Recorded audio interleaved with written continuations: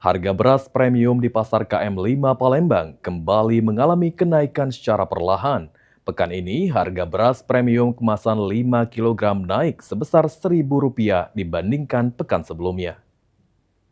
Laila bersama juru kamera Muhammad Aidil berada di Pasar KM5 Palembang untuk memantau perkembangan harga beras. Untuk harga beras SPHP terpantau stabil di harga Rp62.000 per kemasan 5 kg. Sementara itu untuk harga beras premium mengalami kenaikan Rp1.000 sejak 1 pekan lalu untuk kemasan 5 kg.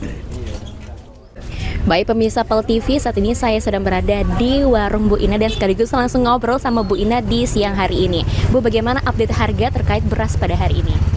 Kalau SPHP harganya stabil. Nah, kalau yang premium itu naik berasnya. Naik, kalau boleh tahu berapa Bu naiknya? Kalau yang premium naiknya 1.000 per karung. Itu udah 2 kali naik itu. Kemasan berapa Bu? Kemasan 5 kilo. Kemasan. Kita kan ada jual beras ini juga. Nah, beras jalur. Beras jalur tuh rasanya hampir sama kayak beras premium, tapi harganya murah.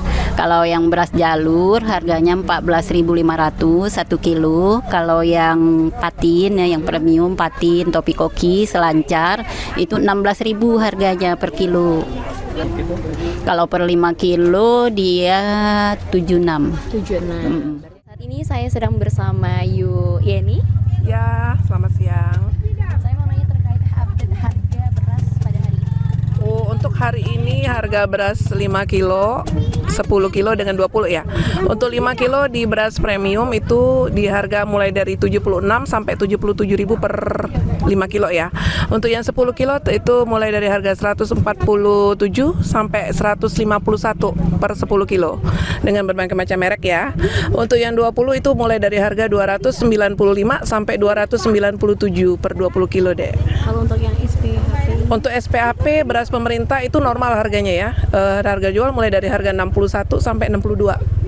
Mulai minggu ini sudah mulai ada kenaikan, mulai dari harga beras yang 5 kilo sampai 20 tuh kenaikannya berkisar di antara 1.000 sampai 2.000 per karung. Pedagang berharap pemerintah kembali menstabilkan harga beras dengan harga yang stabil. Mereka berharap daya beli masyarakat kembali meningkat seperti sedia kala. Saya Sabrina bersama juru kamera Muhammad Aidil melaporkan.